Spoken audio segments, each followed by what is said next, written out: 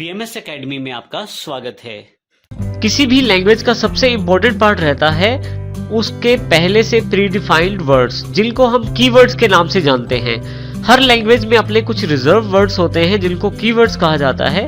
उसी प्रकार से सी लैंग्वेज के अंतर्गत भी 32 कीवर्ड्स हैं जो पहले से निर्धारित किए गए हैं। और यहाँ पे यदि आप देखें तो ऑटो, ब्रेक से लेकर वाइल तक हमारे पास यहाँ काफी सारे कीवर्ड्स अवेलेबल हैं। हर एक कीवर्ड का पहले से ही एक प्री डिफाइंड मतलब अवेलेबल रहता है सी लैंग्वेज के अंतर्गत। और यहाँ पे इसका अर्थ ये हुआ कि 32 कीवर्ड्स का सबका कार्य अलग अलग रहता है और सबका प्रयोग अलग अलग स्थान पे किया जाता है। यहाँ ये भी ध्यान रखने की जरूरत है कि हम अपने वेरिएबल के जो नाम हैं, जो मेमोरी आइडेंटिफायर्स हैं, जो हमने थोड़ी देर पहले देखे थे, उनका नाम रखने के लिए इन कीवर्ड्स का इस्तेमाल नहीं कर सकते। ये ध्यान देना बहुत जरूरी है कि हम अपने वेरिएबल्स का नाम रखने के लिए अपने कीवर्ड्स का इस्तेमाल नहीं कर सकते, अन्यथा हमारा कंपाइलर हमें एरर देगा। इसी के साथ ये भी ध्यान रखना जरूरी है कि आपको ये याद रखने की आवश्यकता नहीं है। जैसे जैसे हम सी लैंग्वेज को सीखना शुरू करेंगे, इनका प्रयोग भी हम साथ साथ सीख जाएंगे और उसके द्वारा ही हम इनका प्रयोग भी करेंगे। अब हम सबसे पहला प्रोग्राम बनाएंगे अपनी सी लैंग्वेज में। इसके लिए हम इस कोडिंग का प्रयोग करेंगे, परंतु यहाँ सबसे पहले राइट हैंड साइड ऊपर की तरफ देखें तो यहाँ पे उस फाइल का नाम लिखा गया है जो फाइल आपके पास वीडियो ट्रेनिंग में उपलब्ध है। आप डायरेक्ट इस फाइल का सोर्स कोड वहां से प्राप्त कर सकते हैं जो कि myfile.c के नाम से अवेलेबल है। सबसे पहले हम अपना पहला एग्जाम्पल पिक करते हैं और उसकी जानकारी लेते हैं। देखिए हमारे पास यहाँ पे कुल 6 लाइनें लिखी हुई हैं। इन 6 लाइनों को हम बारी बारी से समझेंगे। ये एक बेसिक प्रोग्राम है जो कंप्यूटर की स्क्रीन पर हेलो फ्रेंड्स प्रिंट करवाता है। तो देखिए यहाँ पे हमारे पास जैसे सबसे पहली लाइन है डबल स्लैशेस के साथ माय फर्स्ट प्रोग्राम stdio.h, उसके पश्चात void main, rounded bracket open close, curly bracket open, printf hello friends और उसके पश्चात यहाँ पे लास्ट में कर्ली ब्रैकेट भी क्लोज कर दी गई है। अब हम बारी बारी से देखते हैं इन सब लाइनों का क्या अर्थ है और किस प्रकार से हम इनका प्रयोग करेंगे। यहाँ सबसे पहले हम बात करते हैं मेन ब्लॉक के बारे में। मेन ब्लॉक या मेन फंक्शंस जिसके अंतर्गत हमारे पास 2 कर्ली ब्रेसेस अवेलेबल रहती हैं, एक ओपन और एक क्लोज। इन दोनों के बीच में लिखी हुई स्टेटमेंट्स को कंपाइलर के द्वारा कंपाइल किया जाता है और एक प्रोग्राम के रूप में परिवर्तित किया जाता है। यहाँ सबसे इंपॉर्टेंट बात यह है कि हमारे पास जो नाम है वो मेल होना आवश्यक है, अन्यथा आपका कंपाइलर एरर क्रिएट करेगा और आपका जो कोड है वो कंपाइल नहीं हो पाएगा। ये बताने के लिए कि मेन आपका एक फंक्शन है, इसके लिए हम 2 राउंडेड ब्रैकेट को प्रयोग करते हैं। बिल्कुल इस तरह से यहाँ पे देखें लास्ट में, यहाँ यदि आप देखें तो मैंने 2 ब्रैकेट्स प्रयोग की हैं, एक ओपन राउंडेड और एक क्लोज राउंडेड, जो आपको कीबोर्ड पे 9 और 0 बटन पे अवेलेबल हो जाएंगी। इससे हम ये कह सकते हैं कि हमारे ब्लॉक का नाम मेल है और ये जानकारी देने के लिए कि एक फंक्शन है, ये राउंडेड ब्रैकेट्स का इस्तेमाल किया गया है। और उसके पश्चात जो 2 कर्ली ब्रेसेस हैं वो उस कोड को शामिल करते हैं जिसको हमने अपने प्रोग्राम में शामिल करना है। मेल के बिल्कुल पश्चात हम एक ब्रैकेट जो कि कर्ली ब्रेसेस है, कर्ली ब्रैकेट है, उसको ओपन करते हैं।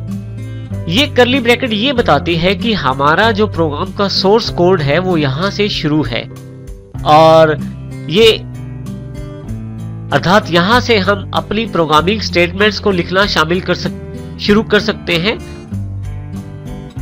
यहां सबसे पहले हमारे पास कर्ली ब्रैकेट अवेलेबल रहती है जो कि ओपनिंग कर्ली ब्रैकेट कहलाती है, जो इस बात की जानकारी देते हैं कि यहां से हमारा प्रोग्राम शुरू है और यहां से हम अपनी प्रोग्रामिंग स्टेटमेंट्स को शामिल कर सकते हैं। अपनी प्रोग्रामिंग स्टेटमेंट्स को लिखने के पश्चात हमारे पास यहां पे सबसे लास्ट में फिर से एक एंडिंग कर्ली ब्रैकेट को देना जरूरी रहता है, जो ये जानकारी देती है कि हमारी प्रोग्राम स्टेटमेंट्स यहां तक थी, अर्थात इसके पश्चात हमारी प्रोग्रामिंग स्टेटमेंट्स नहीं है और हमारा मेल ब्लॉक या मेल फंक्शन यहां पे खत्म होता है। नेक्स्ट हम बात करते हैं printf फंक्शन की। printf फंक्शन पहले से प्री डिफाइंड फंक्शन अवेलेबल रहता है जिसके लिए हमें एक हेडर फाइल जरूरी रहती है इंक्लूड करनी, परंतु अभी हम बात करते हैं printf की। printf का प्रयोग आप आपके प्रोग्राम के द्वारा प्रदान की जाने वाले आउटपुट को अपने कंप्यूटर स्क्रीन पे देखने के लिए करते हैं। जब आपका प्रोग्राम आपको कोई आउटपुट देता है तो आप उसको अपनी कंप्यूटर स्क्रीन पे देख सकते हैं। उसके लिए आप printf का इस्तेमाल करते हैं। और इसमें यहाँ पे ये भी ध्यान देना जरूरी है कि ये डायरेक्टली आपके कंप्यूटर स्क्रीन पे आउटपुट दे देता है। इसमें यहाँ पे हमारे पास डबल कोट्स में जो भी आप टेक्स्ट लिखे वैसा सेम टेक्स्ट आपके पास स्क्रीन पे अवेलेबल हो जाता है। हमने यहाँ देखे डबल कोट्स के अंतर्गत हेलो फ्रेंड्स लिखा है, और यहाँ यदि आप लाइन ऊपर की तरफ देखें तो printf डबल कोट्स शुरू कर दिए, हेलो फ्रेंड्स लिख के डबल कोट्स बंद कर दिए, और यहाँ पे ओपनिंग और क्लोजिंग ब्रैकेट करके हमने सेमी कॉलम लगा दिया है। बिल्कुल कुछ ऐसा आउटपुट अवेलेबल हो जाता है अपनी कंप्यूटर स्क्रीन पे। अभी क्योंकि हमारा प्रोग्राम पूरा नहीं है, अभी प्राप्त नहीं हो पाएगा, लेकिन हम उदाहरण के लिए बात करते हैं कि इस तरह से printf के द्वारा डबल कोट्स में दिए गए टेक्स्ट को एज इट इज ये कंप्यूटर की स्क्रीन पे प्रिंट कर देता है।